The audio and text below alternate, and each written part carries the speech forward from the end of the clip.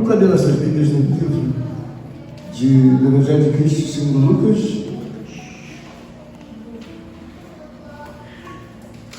Lucas, nós vamos abrir no capítulo 2. Amém. Amém.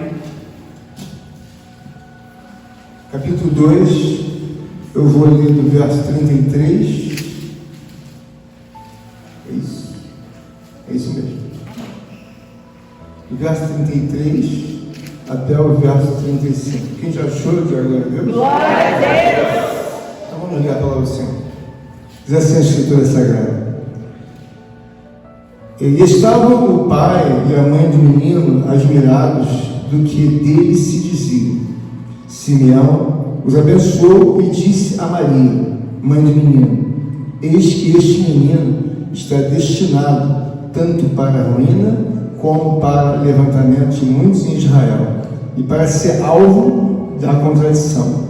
Também uma espada transpassará a tua própria alma, para que se manifestem os pensamentos de muitos corações. Amém? Pode dizer assim, em nome de Jesus. Nós sabemos que a obra de Cristo é uma obra real, é uma obra que é eterna, ela é soberana e ela vem se perpetuando, porque quando nós falamos da obra de Deus, nós falamos de um reino. Aleluia! E quando nós olhamos então todas as expectativas que antecedem o nascimento de Jesus Cristo, nós vemos que existem muitas coisas que às vezes nós não consideramos, que fazem parte do reino. E eu tive observando da parte de Deus que o reino de Deus ele é perpétuo, ele avança dia após dia. Por quê? Nós temos um conglomerado de ocorrências que antecedem a palavra lida nesta noite. Então nós vemos que essas obras precisam ser relembradas. Por quê? Porque quando nós olhamos para Deus, na pessoa de Cristo, nós vemos um verdadeiro reino. Aleluia! Porque tudo que está envolvido no nascimento de Cristo, quando antecede, são assuntos de um verdadeiro rei, porque nunca nenhum homem teve a magnitude, teve o poder, a glória, o apoio de Deus, como Cristo, na verdade, nos mostra na sua palavra. Às vezes nós falamos assim, mas pastor, é um reino que não tem muitas pessoas. Então, irmãos, eu estava observando que esse reino, ele é apoiado pelo poder sobrenatural de Deus. Então, quando nós começamos a olhar com a devida fé a grandeza do reino, nós começamos a ver que nunca, na verdade, poderia ser mobilizado no nascimento de um homem, se não fosse ele, o próprio Filho de Deus, que foi mobilizado, na verdade, no nascimento de Cristo. Então nós olhamos e vemos o quê? Nós vemos um rei chamado Herodes, que assim que Jesus nasceu, ele perseguia essa criança para que fazia com que essa criança não viesse mais a existir. Dentro do próprio conglomerado, nós vemos pastores, nós vemos estrela, nós vemos, na verdade, a estrela da época, era como se fosse o GPS daqueles dias. Então nós vemos que ele é um Deus sobre tudo e sobre todos, porque o próprio rei que perseguia, nós vemos que ele não alcançou êxito. Por que não alcançou? Porque o Filho de Deus, ele é uma pessoa já predestinada a reinar eternamente. Então, mesmo que as perseguições e todas as obras do homem tentassem diluir, destruir ou suspender qualquer que fosse as profecias ou premonições de Deus, não consegue fazer. E por que eu vejo isso? Porque nós observamos aqui a obra de Deus sendo aclamada, sendo devidamente acolhida. Vamos abrir aqui.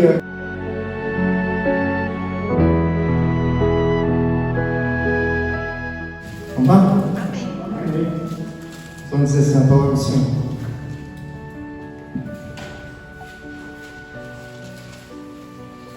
Amém? Amém. Diz assim: vendo-se iludido pelos magos, enfureceu-se Herodes grandemente e mandou matar todos os meninos de Belém e de todos os seus arredores, de 2 anos para baixo, conforme o tempo do qual, com precisão, se informaram os magos. Então se cumpriu o que foi dito por intermédio da profecia de Jeremias: ouvi-se o clamor em Ramá, pranto e choro, e grande lamento. Era Raquel chorando por seus filhos e inconsolável porque não mais existem. Você veja bem, irmãos, o nascimento de Cristo provocou uma perseguição na vida dele desde os primeiros dias da sua vida. Então, quando Cristo já desembarcava nesse mundo, a aflição daqueles que eram reversos, daqueles que eram antagônicos aos padrões de Deus, já eram usados de uma forma muito profunda para que o próprio Deus, através do seu poder, da sua glória, pudesse se manifestar de uma forma muito gloriosa e nós pudéssemos entender então a solidez do reino.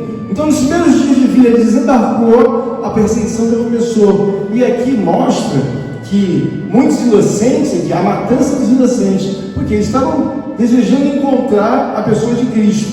E como eles não encontraram a pessoa de Cristo, eles começaram a matar inocentes abaixo da idade de 2 anos. E por que isso? Visando que um daqueles inocentes possivelmente fosse Jesus Cristo.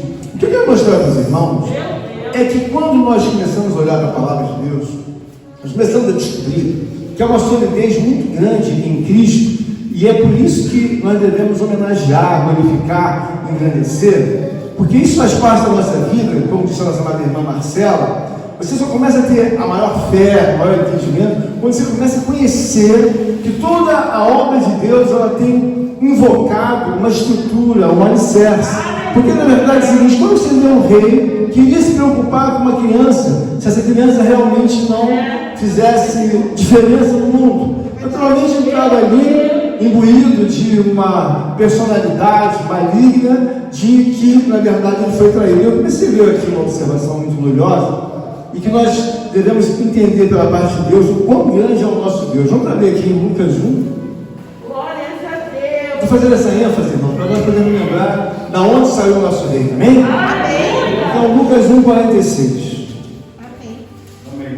Amém? Os irmãos encontraram? Olha o que está dizendo aqui em Lucas 1,46. Aqui é um cântico que ele, na verdade, mostra que Maria tem todo o entendimento de que ela é uma mulher de Deus separada. Ela foi escolhida, então ela tem entendimento da parte de Deus. Então Maria não está aqui à deriva no mar da vida. Ela conhece e entende que Deus, na verdade, escolheu ela como mulher para que pudesse naturalmente trazer ao mundo, na questão física humana, o Filho de Deus. Olha então aqui, o Cântico de Maria diz assim: então disse Maria: a minha alma engrandece ao Senhor, e o meu espírito se alegrou em Deus, meu Salvador, porque contemplou na humildade da sua serva, pois desde agora todas as gerações me considerarão bem-aventurado, porque o poderoso me fez grandes coisas, santo é o seu nome. A sua misericórdia vai de geração em geração sobre os que o temem. Agiu com o braço valorosamente, dispersou os que no coração alimentaram pensamentos soberbos,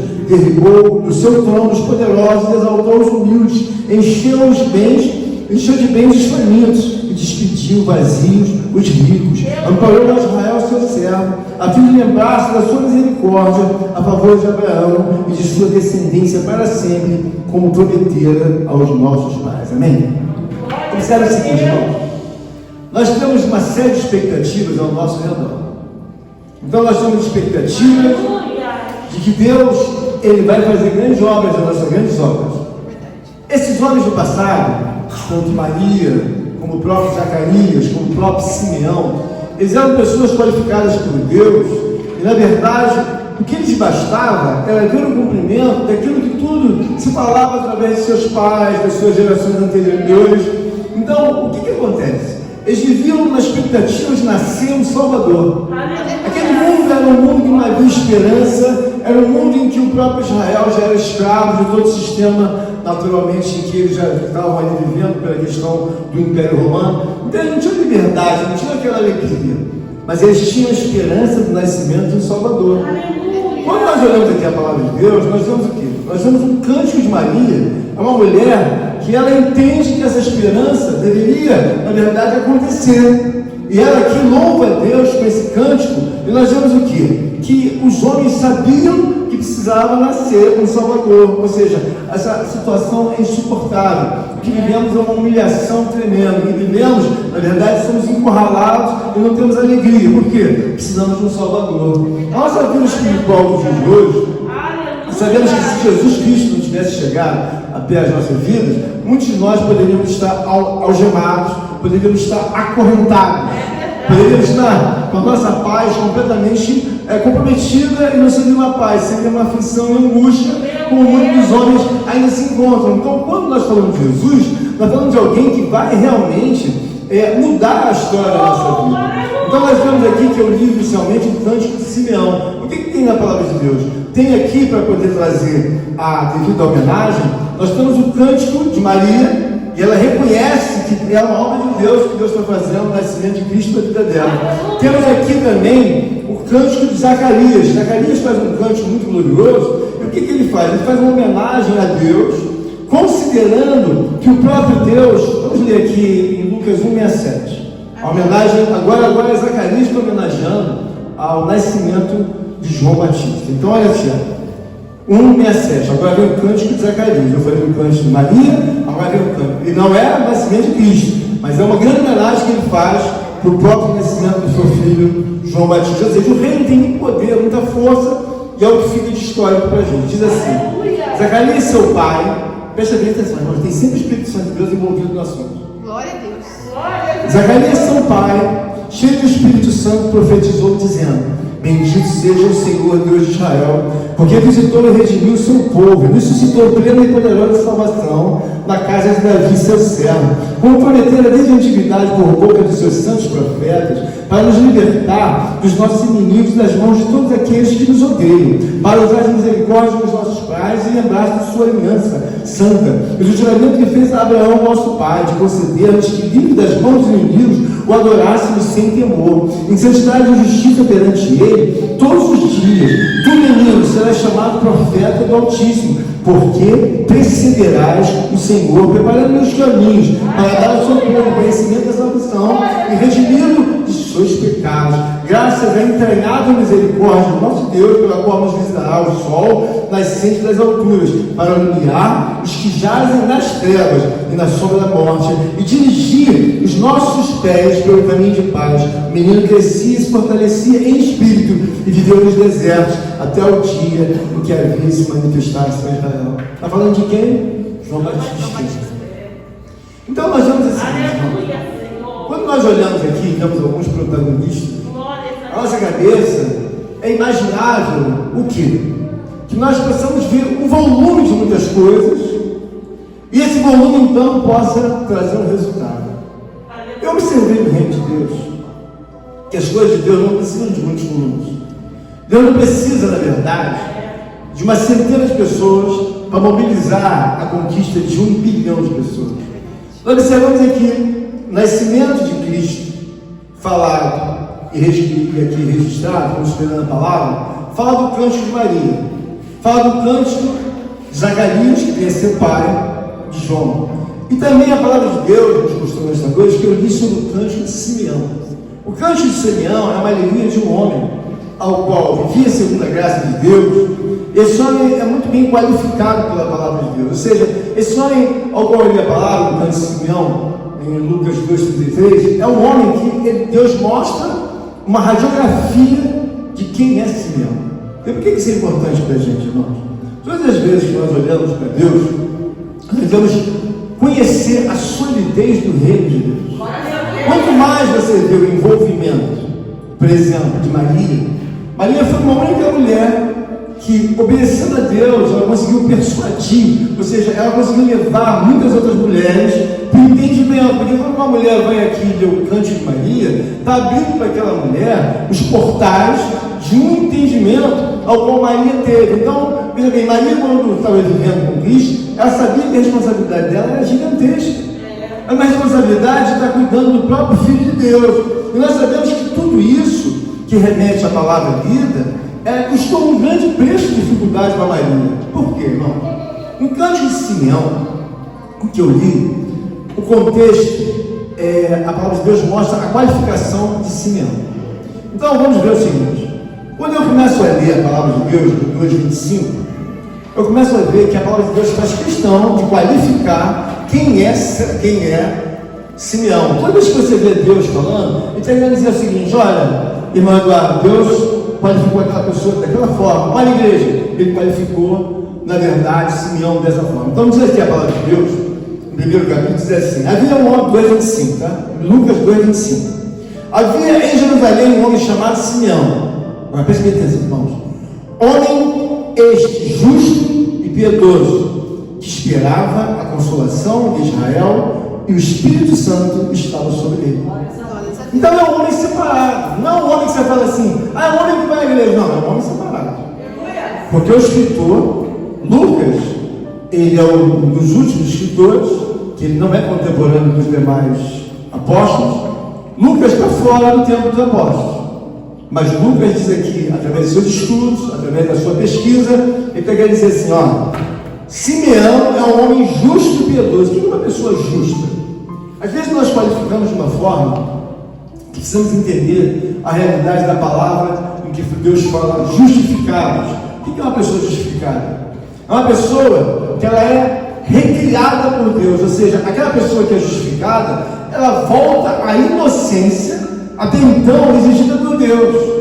Então, toda vez que eu falo assim, um homem justo é um homem equilibrado que voltou à inocência, ou seja, ele consegue recriar os pensamentos de uma forma muito clara. Os pensamentos da minha vida têm sido voltados para Deus. É claro que é um homem de Deus, mas ele fez questão aqui de dizer homem justo e piedoso, porque o homem ímpio ele não pode ser piedoso. Como disse a palavra que agora eu tocar, não me lembro quem falou. Estou com a memória meio fraca, hein?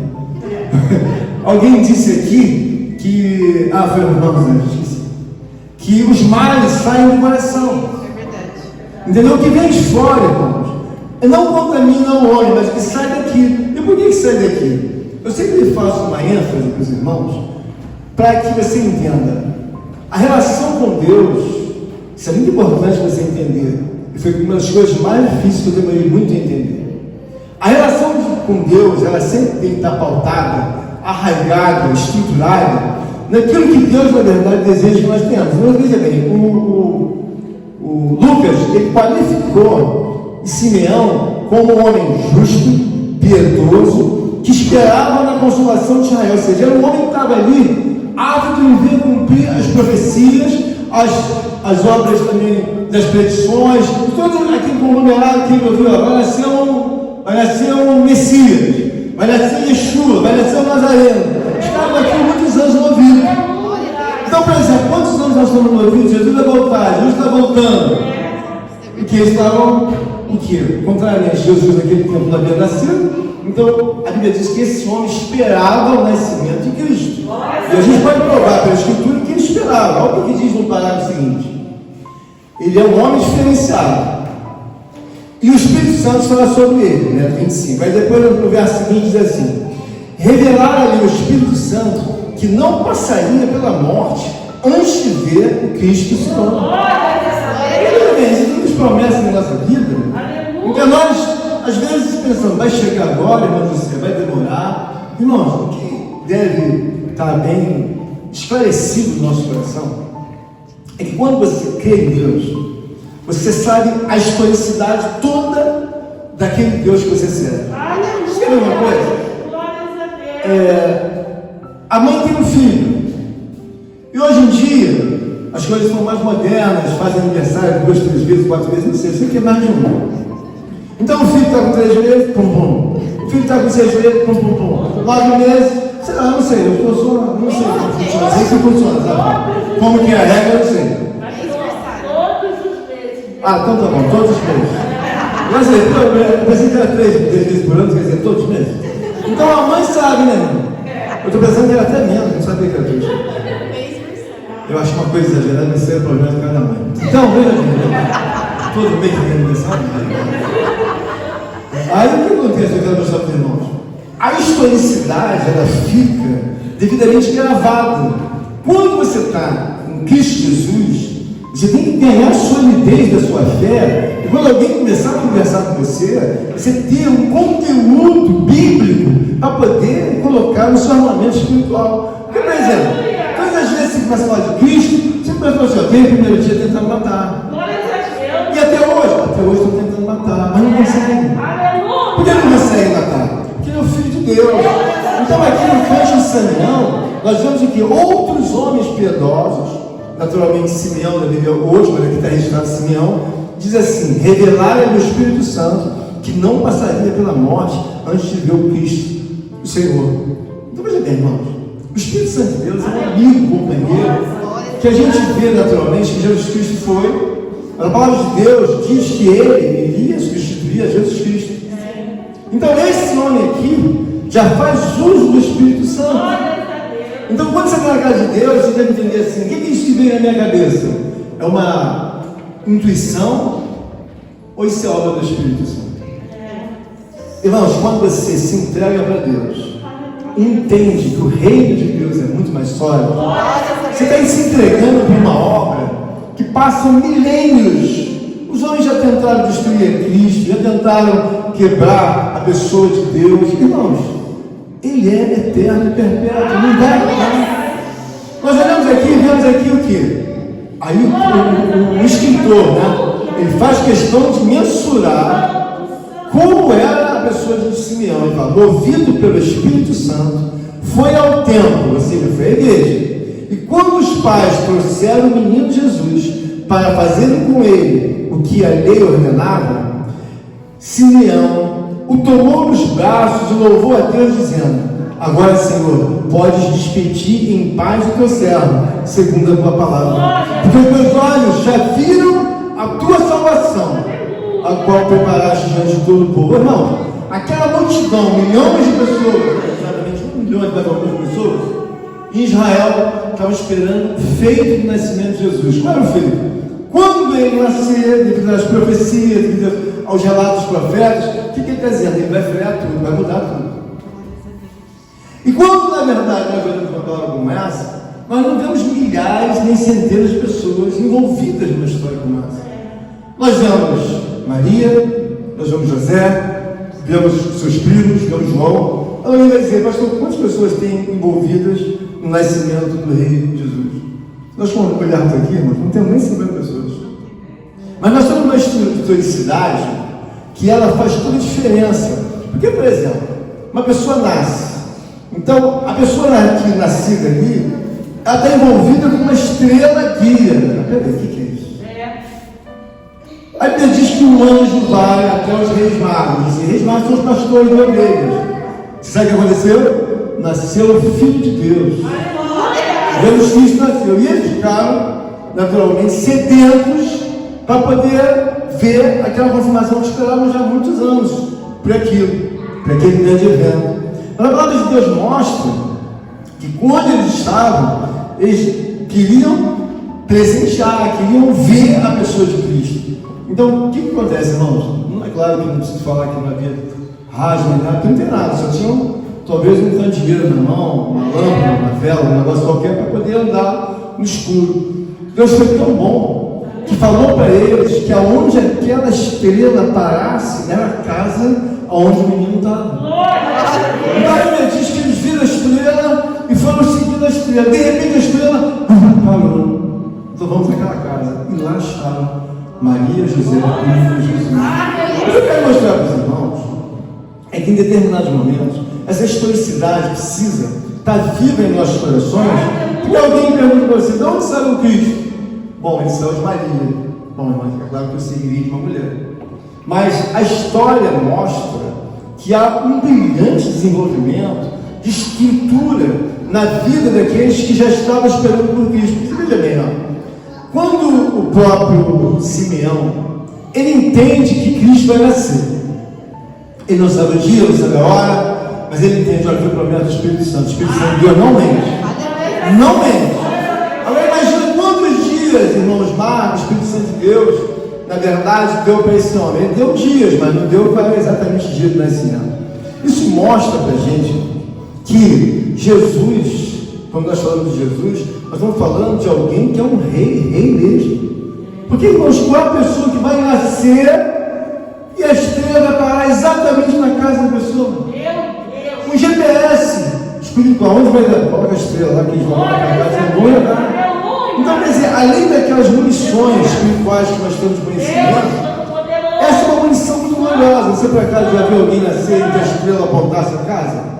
Não tem. Então isso aumenta a nossa fé. E por que eu acho interessante aqui nós recobrarmos aqui o entendimento de Simeão? Simeão tem entendimento, por quê? Porque ele naturalmente tem vários estudos sobre os profetas. Jesus Cristo, irmãos, é uma pessoa que eu comecei a observar. Eu gosto muito de estudar as coisas de Deus para entender. Às vezes eu fico meses para entender um parágrafo que não me vem à cabeça de uma forma muito resolvível. Então eu gosto de entender para falar e guardar aquilo no resto da vida. Quando eu olho para a palavra aqui, eu vejo que Simeão, ele entende o seguinte: olha, ele vai nascer, vai ser socorro dos homens, vai abençoar, vai curar, vai fazer grande obra. Mas o que ele também imagina, eu que já conheci dele? Ele vai ser um tormento para muita gente. É verdade. Por que ele vai ser um tormento? Porque quando você olha a pessoa de Cristo, você tem que digerir, você tem que ser uma pessoa palatável espiritualmente. Aí eu volto para Maria. Você imagina essa criança quando nasceu, chamada Jesus? É claro que o ódio já estava desferido nos primeiros dias de vida dele. Naturalmente ele cresceu uma criança já odiada. Ele é filho do carpinteiro, mas ele cresceu odiado. Porque a própria Bíblia diz, já em idade adulta, que os irmãos não suportavam ele. Então ele é uma criança que cresce em meio à zombaria. Ele é uma criança que cresce em meio a uma perseguição. Porque ninguém tem prazer na sua vida, porque a sua vida vai ser sempre de ser perseguido. Não obstante alguns registros já quando ele está adulto, nós vemos que ele teve que se ocultar várias vezes para que não viesse a morrer. Então eu olho, por exemplo, para a infância, eu vejo Maria tendo que estar de olho nele, porque já tentaram matar ele quando tinha, nos primeiros dias de vida, para matar ele como criança, quase 5 anos, não custa nada. E por que eu estou falando isso? Porque a própria palavra de Deus mostra que quando o próprio Herodes, rei, o tetrarca mais antigo, ele, na verdade, ele foi logo em cima de Jesus. Você sabe o que ele fez? Ele começou a perseguir os reis, magos, ou seja, os pastores, e matar-lhes, porque ele entendeu que os pastores não deram a devida referência exata aonde ele está. Então a Bíblia mostra que em sonho Deus usa os pastores e fala assim: não revela de maneira nenhuma para Herodes onde essa criança está. Então o que eu quero dizer para os irmãos? Há todo um sequencial que essa criança ela teve que ser atendida pela sua mãe e pelo Espírito Santo. Então imagina uma criança, você está olhando no quintal e daqui a pouco essa criança está jurando de morte, já são jurados de morte. Os primeiros dias queriam matar. E agora essa criança é odiada. Uma das comprovações e provas é que os próprios irmãos não gostam dela. E essa criança veio sobrevivendo. Quando nós olhamos para a história de Cristo, irmãos, isso sofre uma revalidação na nossa vida espiritual. Aí você começa a ver a perseguição de Satanás e seus demônios até os dias de hoje. Então nós estamos na casa de Deus, somos escolhidos e eleitos para poder sustentar a obra de Deus. Nós devemos entender o seguinte: se Jesus, quando nasceu, era perseguido, nós também temos um perseguidor, temos algo invisível, que ele, na verdade, quer que nós voltemos à vulnerabilidade espiritual. Meu Deus! Quando Jesus nasceu, houve toda uma movimentação: vamos matar. Onde está? Não sabemos, vamos matar. Até o decreto, irmãos, foi sancionado por Herodes a matar as crianças de 2 anos. O que eles queriam? No meio dessa matança a gente deve achar Jesus. É verdade. E não acharam. Nos dias de hoje, eu tenho certeza, se Jesus descesse hoje, eu não sei se seria amor, porque não existe morte de cruz, mas alguém iria matar ele fatalmente. Por que é fácil você entender isso? Os padrões de Jesus, irmãos, são padrões de eternidade. Nós olhamos para algumas coisas, nós olhamos assim: é muito tempo, pastor, essas coisas não vão sobreviver. Por exemplo, eu olho para a irmã Flávia. Por exemplo, a irmã Flávia teve uma mãe, e ela conta muitas historicidades da mãe dela. A mãe dela criou a Flávia, sonhava com a Flávia pequenininha, a Flávia maiorzinha, e a Flávia agora já está mais grandinha. Mas o sonho da mãe dela, com relação a Flávia, nós vemos o quê? A geração da mãe já foi. mas a Flávia está aí. Então, o que isso consolida para a gente ver, irmãos? A Bíblia diz: crê no Senhor Jesus e será salvo tu e tua casa. E você vê o quê? Uma outra geração. A mãe da Flávia morreu com 94 anos, não foi? 94 anos, mas já ficou essa geração. E isso vai fazer o quê? Vai trazer a solidez que às vezes você está em casa e você está querendo uma compreensão maior, né? De todas as coisas. Olha assim, mas por que Deus moveu com tão pouca gente, irmãos? Deus não precisa de uma centena de pessoas para ser feliz. Deus precisa de pessoas que sejam amigas mesmo. Amigas. Irmão, não vai ser idade. Eu entro em qualquer lugar do mundo com o meu coração limpo. Se eu tiver que carregar a Bíblia, se eu tiver que falar de Deus. Mas eu falo com amor, com a naturalidade, porque eu sei que Ele é real. Mas como a gente não está naquele processo ainda de convicção da fé, irmãos, a gente tem vergonha. Se a gente entrar no ônibus com a Bíblia, alguém olhar para a gente, a pessoa fica tremendo. Por quê? Porque ele não está aberto. O que eu quero mostrar para os irmãos é que Maria, ela convence pela declaração, Zacarias convence pela declaração, e Simeão, a Bíblia está dizendo aqui: agora eu posso dormir em paz, Deus, porque eu vi que o menino nasceu. E quando você tiver um entendimento da parte de Deus, assim, vai falar, às vezes você está sozinho na sua casa, mas por que eu vou à igreja? Por que eu vou? Entenda bem, nós temos por natureza pesquisar na nossa mente. Eu não sei todos os irmãos, não acredito que isso é um ser humano. Eu mesmo converso sozinho, gente, comigo mesmo. E o que a gente fica procurando? Encaixar essa peça aqui, nessa daqui, essa aqui, nessa aqui, essa aqui, nessa aqui. Mas fala, mas o que isso aqui deu? Eu olho para Cristo, irmãos, eu vejo que quando Deus faz uma obra, Ele não faz uma obra tipo um pavão, sabe? O pavão é um pássaro que é todo colorido, mas ele faz barulho, ele não tem canto bonito, ele só faz barulho. Quando você olha para Deus, você vê que a expectativa do povo de Israel é completamente contrária àquilo que na verdade eles estavam sofrendo. Eles eram já escravos do Império Romano, não tinham, digamos, uma liderança no seu país que fosse nativa. Então os romanos mandavam em tudo. A nossa vida espiritual, ela é um exemplo de uma coisa que, se a gente sair de Cristo, você vai encontrar outra pessoa para mandar na sua vida. Agora, mas por que isso, pastor? Irmãos, tem coisas que já estão resolvidas. Eu falei até sobre um dia desse com o irmão Eduardo, e ele colocou de uma forma jurídica a obra. Então não cabe recurso você dizer, não quero servir a Cristo. Não dá. Porque não tem outro caminho. Eu falou, pastor, não tem exceção, ou seja, você tem que fazer aquilo. A não ser que você queira dizer, não, eu preciso de outro caminho, eu sou livre. Não, você não é livre, eu também não sou. Quando Jesus nasceu, não é isso? Ele nasceu debaixo da lei. Mas quando ele nasceu debaixo da lei, ele tem que cumprir a lei. E nós também nascemos num mundo que pertence a Deus. Então não é você ficar brigando com a questão de que você é abençoado ou não. O texto que eu li para aqui enfatizar a obra traz assim: Simeão abençoou, Jesus, e disse a Maria, mãe do menino: eis que este menino está destinado tanto para a ruína como para o levantamento de muitos em Israel. Por que eu quero dizer isso, irmão? Eu falei com os irmãos agora, no sábado, que há uma necessidade de você desenvolver com Cristo, ser amigo de Deus. E isso não quer que seja uma obra muito fácil. Você pode conhecer uma pessoa, você ter estima para essa pessoa, ajudar essa pessoa, para você ser amiga dela. Simeão está dizendo aqui, ó, menino está destinado tanto para a ruína como para o levantamento de muitos em Israel, e para ser alvo de contradição. Então ele nasceu, e é muito fácil a gente entender isso. Ele trouxe os padrões do céu. Ele veio implantar os padrões do mundo no reino dos céus.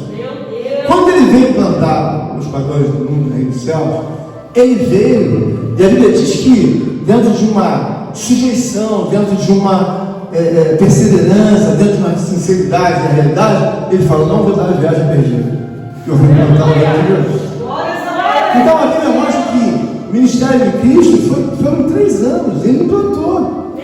Está implantado. E por que eu vejo isso? Eu olho tantas coisas e vejo tantos reis, tantos homens aí que estiveram na mídia, tantas pessoas que não tiveram, no século passado, talvez, há 50 anos atrás, ninguém nem fala mais nessas pessoas. E de repente, quando eu nasci, eu ouvi falar em Cristo. Eu estou com 60 anos, continuo falando em Cristo. Eu vejo crianças falando em Cristo. Eu vejo adolescentes falando em Cristo. Eu vejo mulheres velhas, idosas falando em Cristo. Então é uma coisa que você não pode lutar e falar assim: olha, irmãos, mal, eu vou vencer. Você não vai vencer. Outras gerações tentaram vencer essa pessoa. Ele simplesmente é uma pessoa que ele é soberano, ele é eterno, ele é perfeito, ele é o próprio Filho de Deus. E por que eu quero ressaltar que esse menino está destinado tanto para ruína como para alegria? Porque quando nós ficamos rejeitando essa pessoa, nós devemos entender o seguinte: pai, você pensa que o pai pensa só na crucificação, mas o pai não pensa só na hora da crucificação. O pai, quando olha para ele e vê que ele é sentado no direito do pai, o pai vê desde o momento que ele se embarcou. Olha só, vai desembarcar não no palácio, mas numa manjedoura. Não pode ficar aqui porque querem matá-lo, então vai ter que fugir para o Egito. Chega no Egito, tem que voltar de novo para Jerusalém. Quando volta para Jerusalém, vai ter que crescer com as crianças, vai ter que lidar com os adolescentes, vai ter que lidar com os judeus que começam a ver que ele é diferente pela questão de trazer os ensinamentos padronizados em Cristo e não mais em Jeová. Então há uma transição, há um choque espiritual muito grande. Você às vezes não percebe isso, mas não, Deus vendo ele com 13 anos disputando com os doutores, vê ele com 15 anos sendo maltratado pelos irmãos. Mas por que ele está fazendo isso? Para salvar os homens que não querem, na verdade, o mundo. E eu coloquei um padrão sobre os ombros dele. Então ele tem um governo, ele vai fazer os homens adentrarem para aquilo que até então era o plano inicial de salvação em Cristo. Ou seja, ele, na verdade, nós perdemos as preciosidades, perdemos o Espírito Santo, o relacionamento com Deus, perdemos tudo. Aí viemos embarcar no pecado. Quando Deus olha para ele, e você, humilde, começamos a fazer alguma coisa para ele, vem na cabeça de Deus o seguinte: ele pequenininho, eu vi o que ele passou. Ele pequeno estudava, ele pequeno era perfeito na Bíblia, ele nunca pecou, ele era obediente, então ele foi crescendo. Aí quando Deus vê ele até o sacrifício, se você não obedece a ele, Deus olha para você, ele quer arrancar a sua cabeça. Meu Deus! Por quê? Na sua cabeça está sendo lá, ele foi crucificado e morto. Deus falou: não foi só isso não. Desde os primeiros dias que essa criança desembarcou na terra, ele teve muitos problemas. Então, às vezes, você fala assim: o menino está destinado tanto para a ruína. Por quê, irmãos? Nós olhamos e vemos lá o Cristo de graça aberta. Você olhou para a infância dele?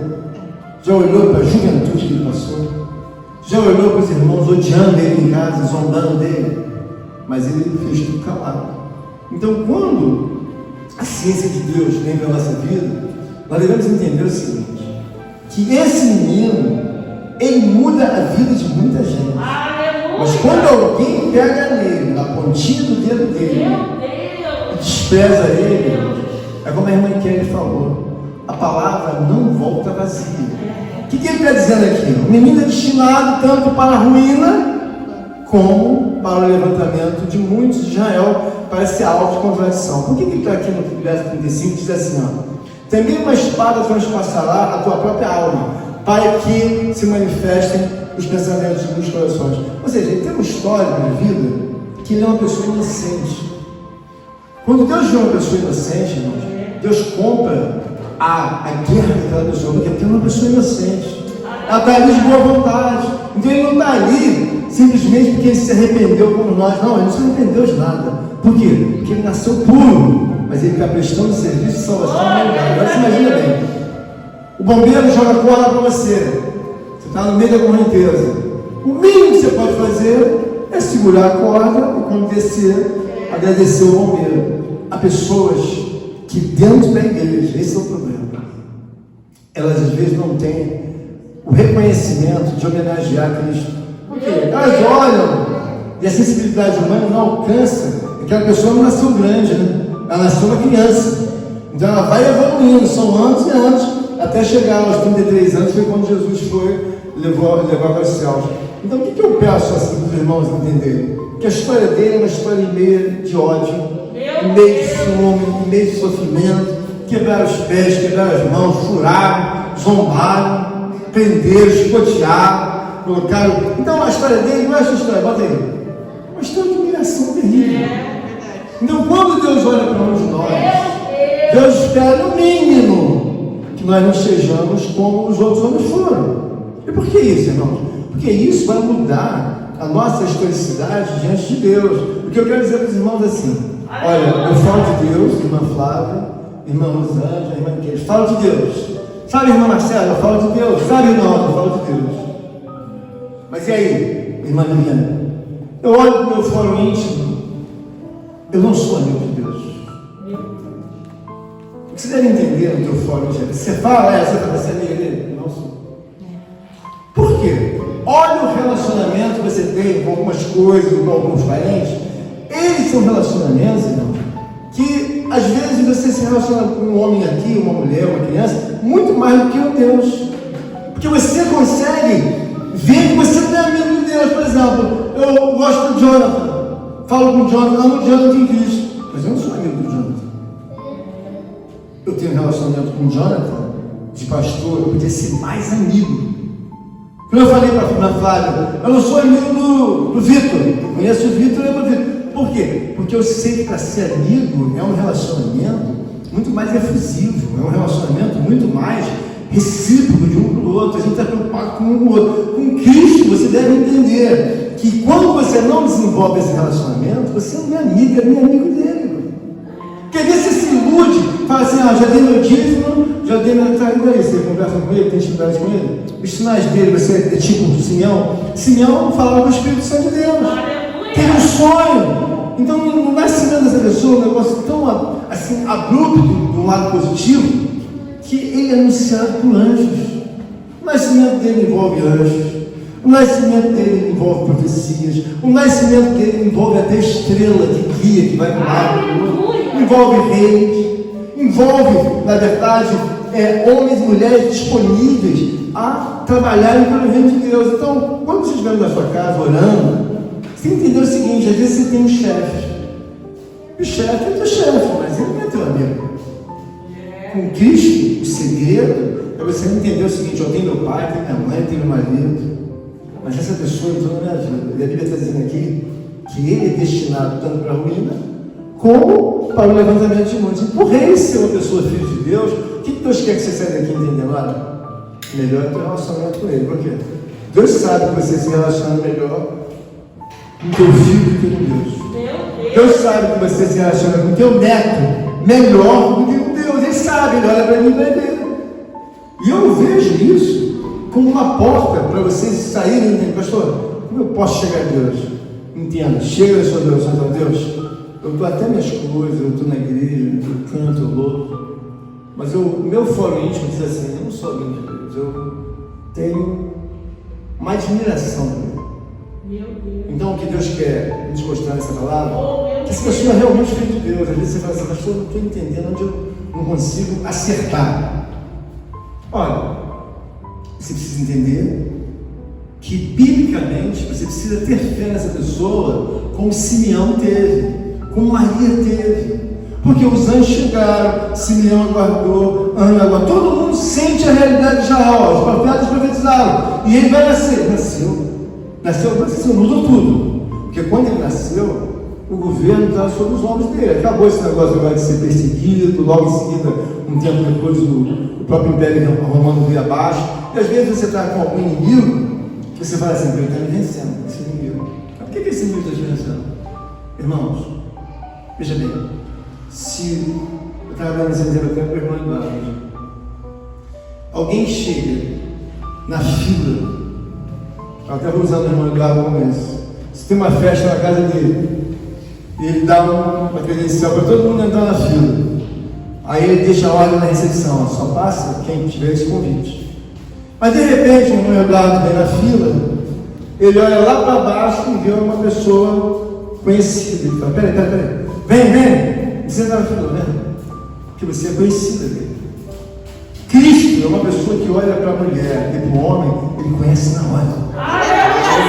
Ele conhece na hora. Por isso você vê aquela palavra que diz assim: apartai-vos de mim, malditos, vós que praticais a iniquidade. Por quê? Porque não é amigo, sabe, irmão? Eu tenho que diferenciar para você entender por que essa pessoa muda a vida. Eu tive um sequencial, acho que umas 3 revelações assim para pregar a palavra. Eu estou com essa engatada, que Deus me deu, eu já estou com outra palavra também. Agora eu vou pregar de novo. Eu já estou com a palavra revelada de Deus, porque Ele mesmo me trouxe uma revelação grandiosa. Então, o que eu estou querendo mostrar para os irmãos? Às vezes fica uma dificuldade, fala assim, pastor, acho tão difícil esse negócio de dom, de Deus vir. É só você curar, esse problema está em você.